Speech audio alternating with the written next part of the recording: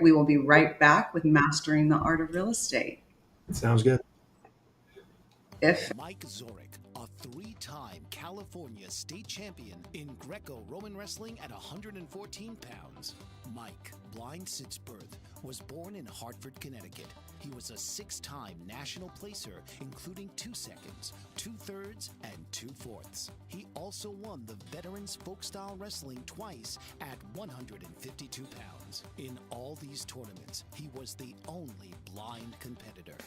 Nancy Zorek, a creative spirit whose talents have taken her to the stage and into galleries and exhibitions in several states. Her father, a commercial artist who shared his instruments with his daughter and helped her fine-tune her natural abilities, influenced her decision to follow in his footsteps. Ms. Zorek has enjoyed a fruitful career doing what she loves. Listen Saturday mornings at 12 Eastern for the Nancy and Mike Show for heartwarming stories and interesting talk on the BBM Global Network. Are you struggling to care for elderly parents or a spouse? Do you wonder if being a caregiver is making you sick? Are you worried about taking time off work to care for elderly parents and balance work, life, and caregiving? Has caregiving become exhausting and emotionally draining? Are you an aging adult who wants to remain independent, but you're not sure how? I'm Pamela D. Wilson. Join me for the Caring Generation radio show for caregivers and aging adults, Wednesday evenings, 6 Pacific, 7 Mountain, 8 Central, and 9 Eastern, where I answer these questions and share tips for managing stress, family relationships, health, well-being, and more. Podcasts and transcripts of The Caring Generation are on my website, PamelaDWilson.com, plus my caregiving library, online caregiver support programs, and programs for corporations interested in supporting working caregivers. Help, hope, and support for caregivers is here on The Caring Generation and PamelaDWilson.com.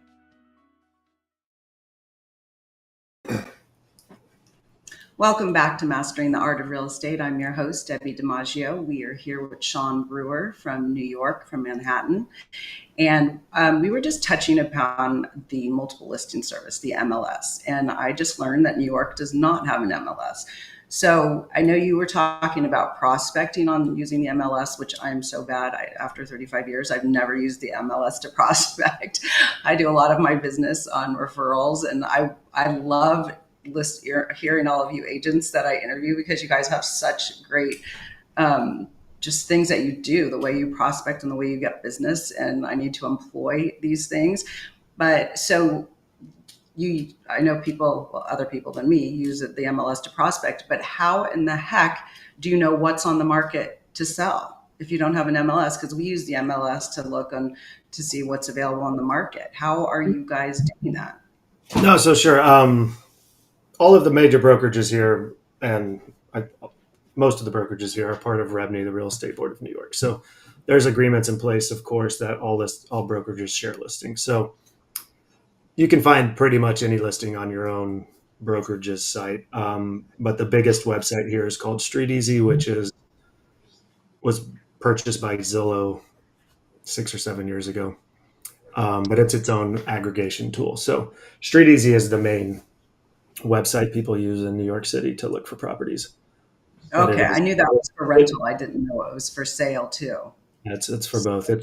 But it is a third party, so there's a lot of cons to that for sure. As far as the information provided and fees associated with listing on it, we do like 250 rental transactions a year, and they charge us a daily fee on it. Right, so it gets expensive. A daily fee to be on it for rentals. Wow. Yeah. Wow, that's a lot. Yeah. So, but we make it work. We all make it work. Oh, of course, you get used to it. So, okay, we've been talking a little bit about talked a little bit that you've worked with buyers, but let's go over to the seller side. And so when you bring a home to market and you're bringing a listing to market, I know it's a little different maybe there. Here, usually all of our sellers will move out, will take over the house. This morning, I was over checking on a house that we had just had it painted. We're placing the light fixtures now. And, I'm texting the gardener, just want to make sure before September 16th, you get the garden done. And so we're managing that constantly. And these are single family homes. So what's it like in New York? Are people living in their homes during the marketing phase, or do they move out? And what do you do to get a home ready for market? Uh, I'd say both. We certainly prefer an empty apartment that we can stage. I think about this a lot actually, because a lot of my friends in other markets, I'm like, the preparation on a single family home every single time is a lot for sure. I do sell a lot of townhouses, but we also sell one bedroom apartments or studios. So we go through a lot of the same that you do as far as prepping, painting, fixing them, inspections, pre listing inspections. Um, but I think at least 75% of the time that the people are still living in their homes when we're selling them. So a lot of it is actually decluttering, right? Decluttering to a point where they can still live there without the place looking terrible. And Right. them having all the stuff they need in their life to be able to live. Um, yeah, I mean that's kind of it. Sometimes it's very simple, sometimes it's extremely complicated and time consuming, and we love doing both. Yeah, I kind of love that whole process, the decluttering and staging. I'm into that's design. fun. It's the creative part of our job, I think, right? It makes it For sure. fun to be able to do that sort of thing. Okay, so now you've got the house to market. What are you doing to market your home? Do you do anything unique other than professional photographs? Do you have like a structure of what you do from A to Z when you do market a home, or We does do. it differ? We do for sure. And I think it's why our sellers love us. We're along with prospecting and loving being on the phone, that a huge part of our marketing is actually circle dialing neighborhoods and really neighborhood outreach and constant broker outreach. Like our goal is to hit 15 to 20 people per day, new people per day, to let them know that this property is on the market or coming to market. So I just met with some sellers today. I had a listing presentation right before this. That was because I sold another unit similar to theirs next door like a year ago. They had my number still. And not only do we have like some leftover buyers from that, but we're going to hit everyone within like a 10 block radius, right? As many people as we can get through. We use RedX Vortex Dialer. That's our initial thing, to create this huge mega open house. We want as many people as possible there on the first day. Wow. When we shoot a video for the apartment, I actually just got back from Tom Ferry Summit. I do Tom Ferry Oh, coaching. And like this lady blew my mind. She's like, when you're shooting your video, why don't you shoot like 10 videos that you can use on a weekly basis over the next, 2 months, 3 months? So you have ongoing new video content. So that is something I'm implementing literally starting today, where we'll go wow. shoot video content for like 3 to 4 hours at a listing. And then we have more marketing material to use over and over and over. Just tidbits about the best parts of the place, right? We're talking And like are you doing that yourself on videotaping yourself, or are you having someone do that for being a you? videographer. Okay. We use videographers for both our listings, and then we have like a more higher end one that we have just started working with on our branding and social media. So for a couple big projects, we're going to actually be shooting like YouTube commercials in these Oh, wow. listings, which is more like self branding than actually trying to sell those homes. But it just doesn't seem like people have jumped on board doing that as much, at least in our market yet. And we want to get in front of it and really create some unique opportunities. We have a potential new development that's coming up that's insane and has actually been on the market for a year. And a friend of mine is one of the developers, and we're going to take it over. And there's been no video on it. And this is an No. opportunity. This is an opportunity to showcase arguably like the best condo ever in Brooklyn. So we're going to do like a 10-minute, or not 10-minute, 5-minute short documentary about the project and the developers, and and it's going to cost me a ton of money, and I can't wait to do it. So, because it's awesome. No, It's going to be incredible. it is. It's well. This is. I was working with an agent once, and what it is you obviously get it. You have an opportunity. I was working with an agent. He does a lot of fixers, and so he sold the client a fixer house in Piedmont. And then after it was fixed up, they didn't want to use him because they said you're not a luxury broker. So he asked me to step in, and I'm partners in the company, and I said I'll help you. I don't need to take a commission. I don't need to be part of it. You should get it. And he said, no, I'm not going to get it unless you do it with me. I said, okay. So we did it together, and you just don't think about other people's mindset. And just like the people before you who had this development and didn't take advantage of all of that. So when this house was very nice, and I look, we have such an opportunity here. And he said, well, how much are we going to spend on marketing? I said, well, that doesn't really matter. That's kind of irrelevant. You have never been a luxury broker. You're now going to have all these beautiful photographs. We're going to have opportunities for possibly magazine and different things. Wow. And he just didn't get it. And I still use those photos today. We did host a party for realtors, a lunch, and just kind of a lunch and learn for realtors to talk about what we did, like the similar what you do. And then we had a cocktail party for the neighbors. Of course, all the neighbors wanted to see it because it was dilapidated, and then it turned into this beautiful home. So yes, it costs money to have, wine and hors d'oeuvres and everything, but we had all these great photographs that live on forever. So it's just to hit your point home. And I want you to tell us where this project is, but it's the opportunity, and agents have to remember when we have an opportunity, it doesn't matter the cost. You are going to be using this video that you create for this building, and you're just going to have so much publicity, not only for the building, but you and your wife as well, and your team. Yeah, absolutely. I wish I could tell you where it is, but it's not done yet. Oh, okay. But exactly, I'm willing to put every dollar into this because it is going to get us more business, bottom line. Exactly. It's a great, this project deserves this kind of love, but you got to spend some money to make some money. And in this case, we'll make a lot of money, I'm sure. So. Absolutely. Well, congratulations. That is huge. People would die to have that opportunity. So that is very exciting. Okay, let's pivot for a second. I have never done Tom Ferry. I went once. I brought an agent once it was like a little teaser for a half a day.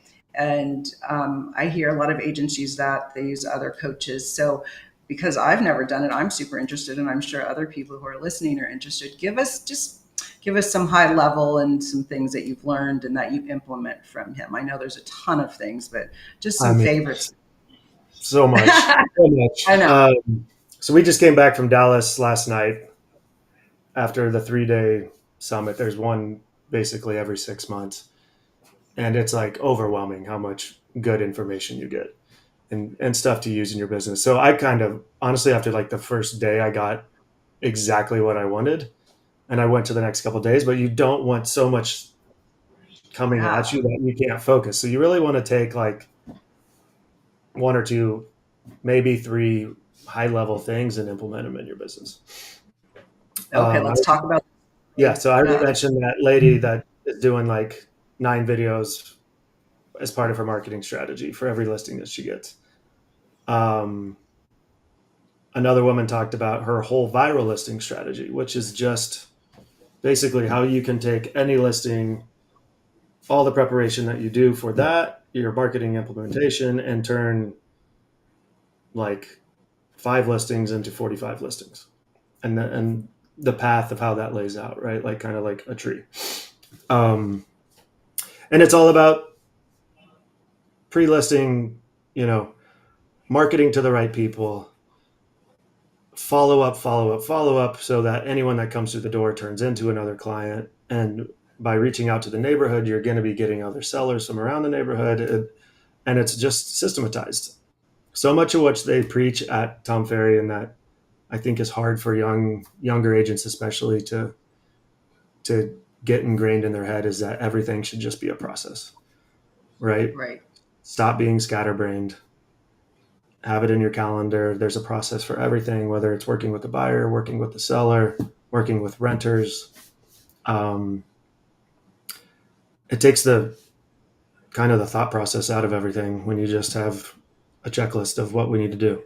So I'm going to really implement and like expand on our listing strategy already based on what this great woman, her name's Meredith Fogel, if you want to reach out to her. She's Oh, amazing. I interviewed on her podcast.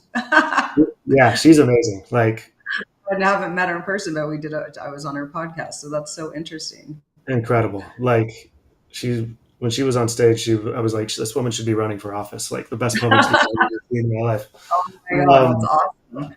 Oh, I'm so going to good. tell her. Great. But just weekly accountability too. When you're your own boss, you need someone that you have to speak with once a week, Thursdays at 10 a.m. and hold me to my goals, right? I'm Right. laying out goals and he's not being a dick by making me be accountable to him. It's like I do with my team. Here's your goals. Here's what we have to do them. And, I'm going to give you every tool to help you get there, but it's really on you. So kind of having your boss. Right. So, well, my next question is that how are you staying organized? You mentioned your calendar, but how are you staying organized for yourself? Your team is with your wife, and then the other people in your team, and how many people, I guess I should say, are on your team, and how are you or how are you just staying organized? What are your systems?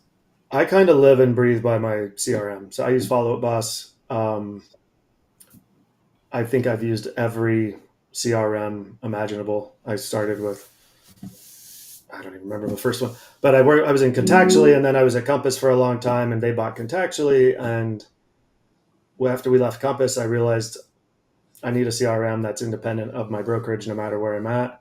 And Follow Boss is incredible, like incredible. So setting your tasks, and there, basically, I have tasks for everyone in my sphere of influence, and it's telling me who I need to touch every single day. So that's a big part of our organization. We have 5 agents underneath my wife and I, an assistant, and a ISA that cold calls for us basically all day long. But having a good assistant, or operations manager, as we call her, she's really on top of our team. We've been doing it long enough that we know we have to kind of live and die by our schedule, and just getting all the tough stuff out of the way in the morning is how I operate for sure. That's awesome. All the revenue generating stuff happens before 11 a.m. Right, exactly. So you do your own cold calling or prospecting as well as you have a caller. Is that right? Yeah. And he's in the last 3 weeks has just killed it, because everyone we've talked to for 2 years that didn't want to sell or was apprehensive about the market is now like, okay, let's chat. So Let's do it. let's do it. Yeah, it's gonna be a big fall.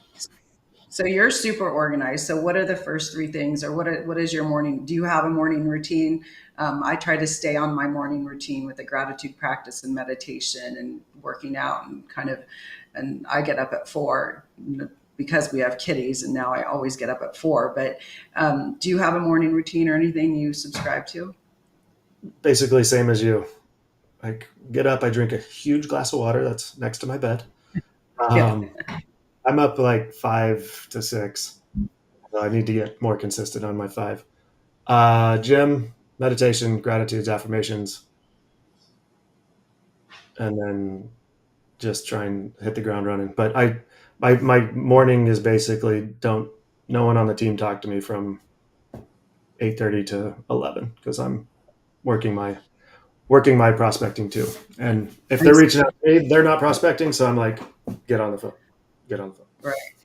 I love it. It's so true. It's so good. When my husband gets up, I'm like, don't talk to me. I'm doing something. I was doing my newsletter this morning. I'm like, I had all these changes I wanted to do. And I was like, do not talk to me. So I totally get that. It's interesting. A lot of agents that I've spoken to and that I affiliate with in this group, especially in Mastering the Art, we all have the affirmations, the gratitude, where we very much subscribe to. And I think because we have to keep organized and we have to keep our mind like totally sharp at all times. Yeah, I think it's awesome.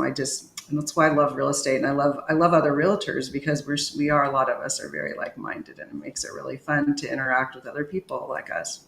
Totally, totally. It's like all the best agents I know are up before 6 a.m. That's like that's kind of Yeah, it. That's exactly. All right, we're going to go to commercial break. We'll be right back with Mastering the Art of Real Estate and Sean Brewer from Manhattan. Dr. RC will share extraordinary resources and services that promote educational success, as well as making a difference in the lives of all social workers, as well as the lives of children, adolescents, and teens of today. She will have open discussions addressing many of the issues that we face about our youth, and how being employed in the uniquely skilled profession of social work for over 18 years has taught invaluable lessons through her personal experiences. She will also provide real-life facts, examples, and personal stories that will confirm that why serving as a child advocate is extremely beneficial when addressing the needs of the whole child. Listen live to Dare to Soar, Saturdays, 10 a.m. Eastern on the BBM Global Network, and tune in radio as Dr. RC will provide thought-provoking information that will empower, encourage, and strengthen students, families, and communities across our nation. You can also visit her at soarwithkatie.com. Author, radio show host, and coach John M. Hawkins reveals strategies to help gain perspective, build confidence, find clarity, achieve goals. John M. Hawkins' new book, Coached to Greatness: Unlock Your Full Potential with Limitless Growth, published by iUniverse. Hawkins reveals strategies to help readers accomplish more. He believes the book can coach them to greatness. Hawkins says that the best athletes get to the top of their sport with the help of coaches, mentors, and others. He shares guidance that helps readers reflect on what motivates them, rediscover and assess their core values, philosophies, and competencies, find settings that allow them to be the most productive, and track their progress towards accomplishing goals. Listen to John Hawkins' My Strategy, Saturdays, 1 p.m. Eastern on the BBM Global Network and TuneIn Radio. Welcome back to Mastering the Art of Real Estate. I'm your host, Debbi DiMaggio, and we are here with Sean Brewer. And as I was looking at you just now, I was like, I feel like I'm sitting here speaking to Jay Adams, who's a friend in New York. You look exactly like him. It's weird. All of a sudden, I'm like, Jay? oh, That is bizarre. And he lives in the Upper West Side. Okay, I have a vacation on the brain because we are leaving on Sunday for Cancun for a week. So nice. let's talk about when you go on vacation, and do you take your work with you? Do you say I'm on vacation? For me, when I go away, I'm pretty much on. I do. Our son works with us now, and we have a lot of great staff. But I always feel compelled to answer my own call and speak to my own client. I don't like to pass that off. I'm very much of a control freak. And my husband, who's also a partner with me of 35 years, he is a broker, and so we're used to just being on call. Yes, there's a lot of other things, obviously open houses and things that we pass on. And we don't like our staff our staff knows we're out of town, but we don't want them to tell our clients that we're out of town. So how do you handle vacations? I used to freak out when I would go on vacation, like totally freak out. My wife is a complete opposite. She can work, get her stuff done. She's not. She's more like developer client. Her clients are developers, so she's more facing them. Um, but that's the best part about having a team. We travel a lot. Like last year, we were gone for almost 3 months. Um, we handle it because we're organized and we trust our team to handle it. And we go on vacation, but we also work when we're on vacation. When you're Right. traveling, but you kind of have to. So it's really not. I don't really find it to be a problem. We're going to Turkey in 2 weeks, for 2 weeks. Um, as long as I know I'm going to be able to make the meetings happen that I need to make happen, and that our listings are covered and my buyers are covered, I've kind of come to peace with it.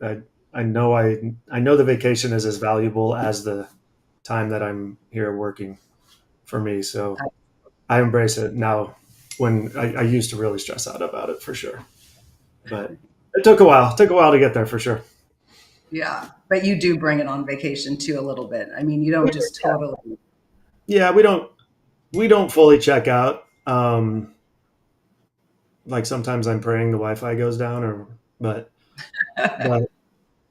a couple hours in the morning. I also I go on vacation and I like to make my calls still, so it keeps me grounded. Like it's weird that I never thought that my calls would be like therapeutic for me, but it is because then I know I'm not having to worry about anything and nothing's getting missed. Um, Wow, that's awesome. You actually do your calls while you're on vacation as well. Even when you're in Turkey, you're going to be making your calls. yeah, I'll make my calls. We went to Burning Man last year. It was my first time, or 2 years ago. Sorry. Um, I was negotiating, waiting on a client to get back to me on a huge deal. This is actually like kind of what changed my mind. Like she's like big celebrity, and I'm driving into Burning Man. I'm like, you have literally 8 minutes to give me a response, or I'm not going to be able to talk to you for 8 days, and this deal is going to not happen. And she didn't get back to me. Deal didn't happen, and like I had to just be like, all right, all is good in the world. This isn't the last deal that's ever going to happen. And I spoke to her afterwards, and she's like, "I'm so sorry. I was just on the fence. I think it's for the best." I was like, "All good, you know." But So it I did all it. Yeah, so it all worked out. Everything's always going to be fine. Like, there's always another deal. There's always another client. Just make sure they're taken care of and be at peace with this crazy business we're in. So, exactly. Very true. Very true. So tell us. Let's talk about. I like to travel. I love New York, but I'm also very visual. So tell us about the neighborhoods and areas you serve, New York and Brooklyn. And I mean, it's huge. So do you specialize in specific areas? Do you market in certain areas? Are you covering everything? Tell us what your day to day is like and the people that you serve and work with. yeah, sure. So I live in Williamsburg in Brooklyn. Our office is right off Union Square. Um, Most of my friend group and my bigger sphere is all pretty much based around like Chelsea and down in Manhattan, and then Williamsburg down through kind of by Prospect Park. So geographically, not a huge area. Okay. Pretty easy to get to, and more people are going back. Everyone moved to Brooklyn, 10 years ago, like I did. But now, as we're getting older, and maybe people have more money or need better schools, now Brooklynites are kind of going back to Manhattan too. So it actually, Got it. to be really a full service broker, I think you need to be focused. You need to have knowledge about both Brooklyn and Manhattan because there is so much overlap these days, way more than it used to be. Like when I moved here, we didn't go to Brooklyn.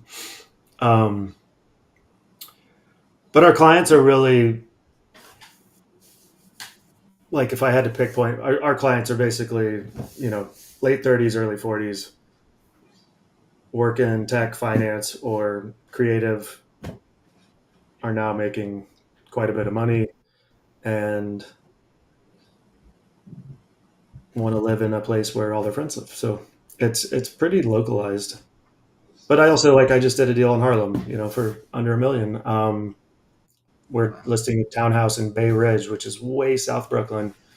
It's beautiful with a client of mine that also has a place I helped with in Gramercy. So we do cover everything. Um, as far as Brooklyn and Manhattan, we do a little bit of Queens, but not too far out. Um, yeah, but marketing focused, like with our YouTube channel that's coming out and the commercials, you can really localize on zip codes, like pinpoint where you're going to be marketing there. And so that market where that will be very specific where we're reaching out as to like downtown higher price points, Brooklyn the highest price points. And where, so you mentioned who the demographic of your buyers, where your buyers typically feeding from. Do they come from open houses? Are they all referrals, or is it from all of this cold calling? Where are your clients coming Buyers to are you from? almost still probably 85% referrals. Yeah. Like, we do certainly get the online leads that most of our agents on our team are working now. I'm really moving away from, I don't want to really work with more than 5 buyers at any given time. Um, but we've done so many transactions that, and we're good at working our sphere that it's really referral based. We want to stay top of mind all the time, all the time. And yeah, that makes the phone ring, which is what we want. So we're not always dialing. Right. Yeah. Exactly. And you do a lot of social media, and do you postcard market, like when you list a home and sell a home all the time? Do you farm? How is it with that sort of print? We farm handwritten letters, but we don't do Okay. postcards. I'm I'm kind of a firm believer. I'm sure they work for some people. I think they're the biggest waste of money ever. It's like no one cares if you just listed a property. Like that is just trash. It's going straight in the trash. If I'm going to be marketing through print, it has to provide a high level of value that I know I'm going to get some return on. And I don't think sending just sold or in contract postcards, which are crazy expensive if you have to send like AR. to a 500 unit building and you want to hit, you're sending out 3,000, 4,000 postcards. It has a terrible ROI. So I don't really see the value in that when you should actually be trying to reach out to these people on a more personal level. No, I agree with you. Letter writing is very good. So what are you saying? You're not saying just listed or just sold, or maybe you're saying just sold. What are you saying in your letter? Give our audience an idea of what you're saying in those letters. We try And and who, yeah, we try and pinpoint. We'll take a buyer that's looking at, say, a Williamsburg 2 bedroom buyer that wants a little character. Because we know all the buildings in Williamsburg, we're able to focus on who we're going to reach out to. So we're writing letters outlining who our clients are, what their budget is. They've pinpointed this as a building they would like to live in. If you're open to selling in the next 6 to 12 months, please give us a call. Um, a more simple one that is basically just prospecting farming letter is, hey, at any given time, our team is working with 40 to 50 buyers who are looking in this area. If you've had, the market is changing, here's some market data that shows that that's actually true.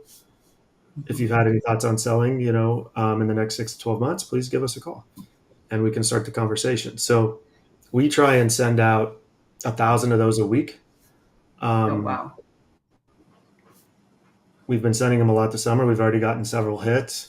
I have a feeling when everyone gets back after Labor Day, we're going to get 10 or 15 more hits as everyone opens their mail.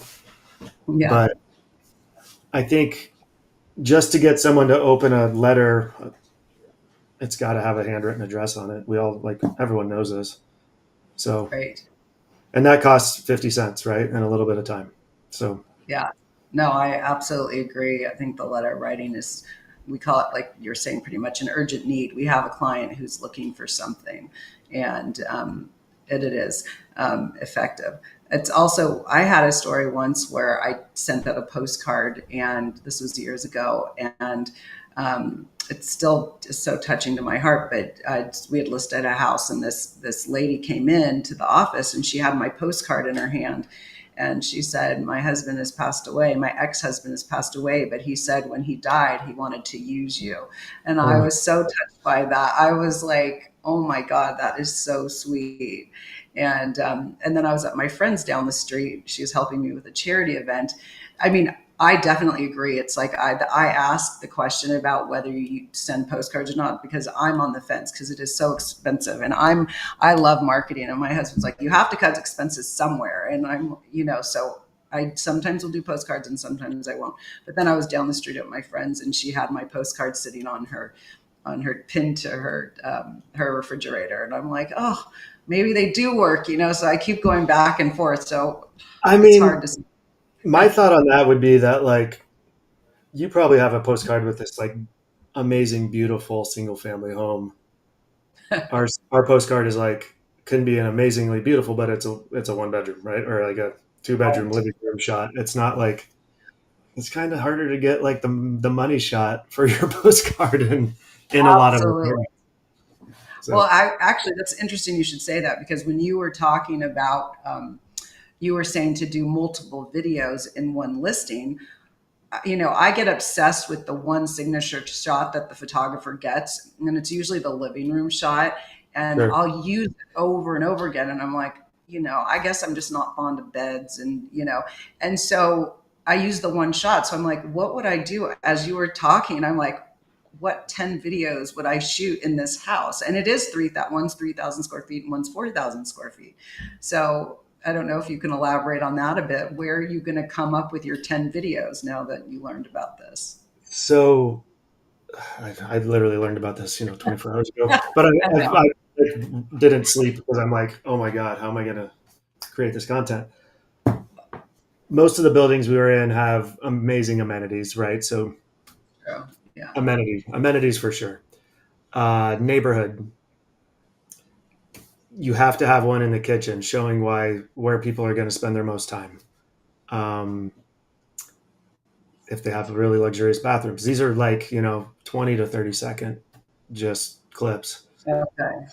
you can talk about and incorporate different aspects of what it's going to be like to live in this home and why it's worth buying. Right. Um, I don't know that we'll get to 9 or 10 videos if we're selling like a studio. Well, I feel better now, because when you said that, I was like, oh my God, I don't even know what I do. But you're right. So just, neighborhood, kitchen, maybe a family room, maybe outside space. You guys have, I mean, the doorman I love doormen. I want to live in a doorman building in New York someday. So, you have that. You can have a Interview the quick little doorman. video. Interview the doorman. It'd be great. Absolutely.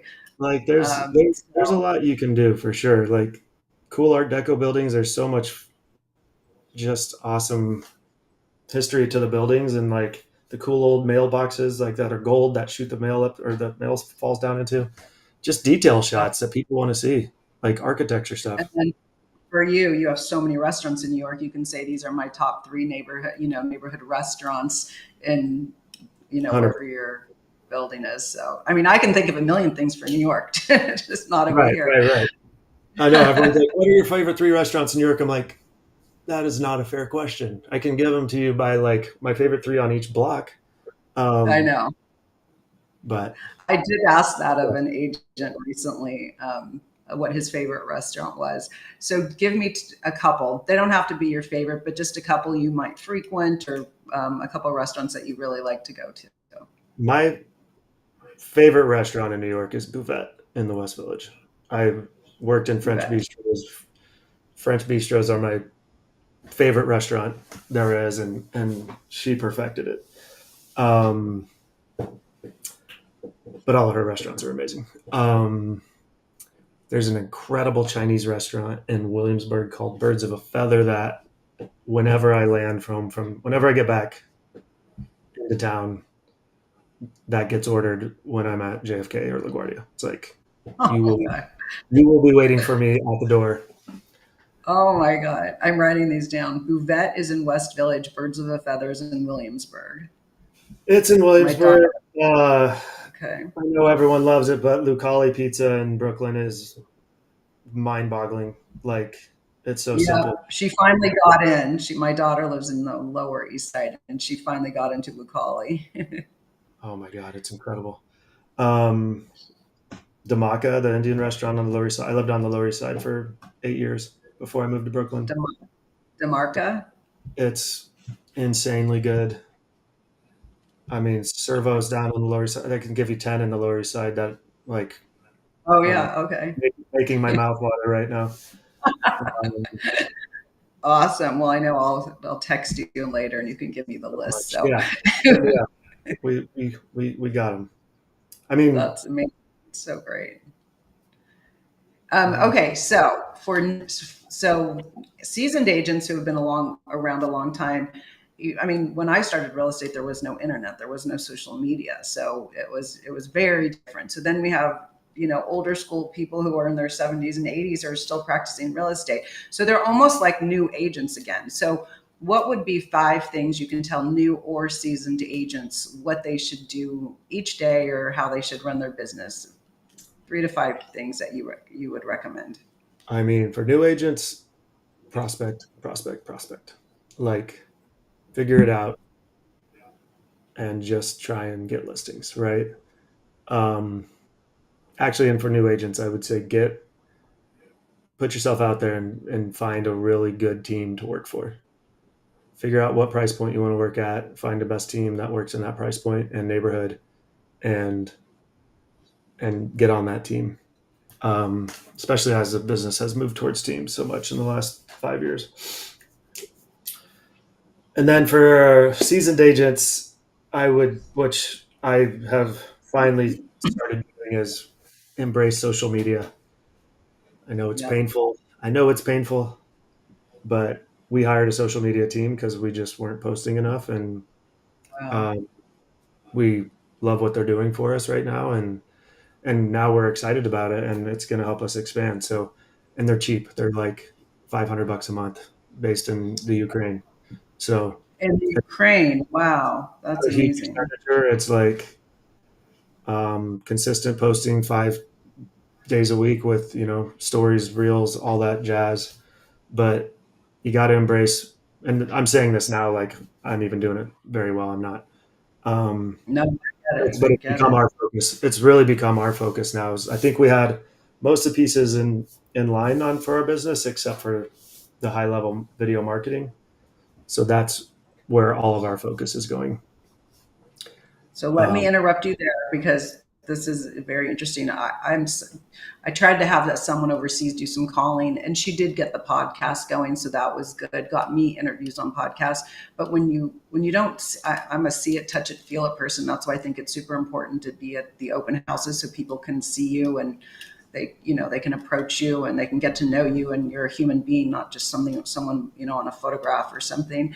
sure. So this person that's in the Ukraine and they're doing your social media, how is the communication, and also where are they getting the content? Communication's easy. They work American hours, U.S. hours, but I was kind of unhappy with at least the captions and the voice, and spoke with our branding coach about it, and she's like, you have to make the commitment to 1 to 2 hours a week of actually, you got to do something. So I write all of the captions and make sure that it really sounds like us. But they're taking, I mean, they're really good. They come up with content ideas as far as neighborhood. They're not going to be doing a lot of real estate content, but they're doing like the neighborhood stuff. Okay. And we're sending them our listings. We're sending them our operations manager is on top of it. She's sending them ideas on content, and we have basically a weekly meeting every Monday just to review the week of what they're going to post and take it from there. It takes Love it. it takes like an hour and a half of my week, and then they take it over from there. So it's like easy, easy, easy. It's not a huge investment. I'm always evaluating whether there's a good enough return on it. But Right. I think once it builds itself up, it's absolutely worth the money for sure. Yeah, no, I think that's awesome, right? It's so Especially if you're not going important. to do it yourself, like Yeah, embrace social media. It takes time, but you really have to do it. So, well, that's yeah, amazing. I can't. I'm going to go right to your social media, your Instagram, right after this show. So, tell us. We have to wrap. It's been an hour. It's been so yeah, fast. I Tell us know. how people get a hold of you. Sure. Our Instagram, all of our handles on everything is Brewer Team NYC. My personal is at Casa de Sean, CASADESEAN. Um, you can reach out for my cell phone. You want everything? Do you want everything? Cell phone, email, at all that jazz. Give them Uh, your cell phone. seven Easier eight that five way. five five zero 9251. I still have my good old Kansas number from I grew up in Wichita, Kansas. Kansas. You're from Kansas. I forgot to ask where you were from. Good old Wichita. But yeah, remember, love to connect with Awesome. that. Sure. And I will post on social and tag you so people can find you as well. And you will be on Spotify and Apple and everywhere else. So thank you so much, Sean, for joining me today. It's been a pleasure. I've taken notes. I'll text you about some more restaurants. So we'll be coming in October, and hopefully I can meet you in person. And I look forward to referring business back and forth to you. Amazing. Thank you, Debbie. That was such a fun hour. Appreciate it. Thank you. Have a great night. Yeah. Talk Have to a you great later. weekend. Take care. Weekend. Have fun in Turkey. Oh, you too in Cancun. All right. Bye-bye. Thank you. Tune in each week for another episode of Mastering the Art of Real Estate with host Debbi DiMaggio. Here Fridays, noon Eastern on the Bold Brave TV network. Tune in to where real estate matters matter.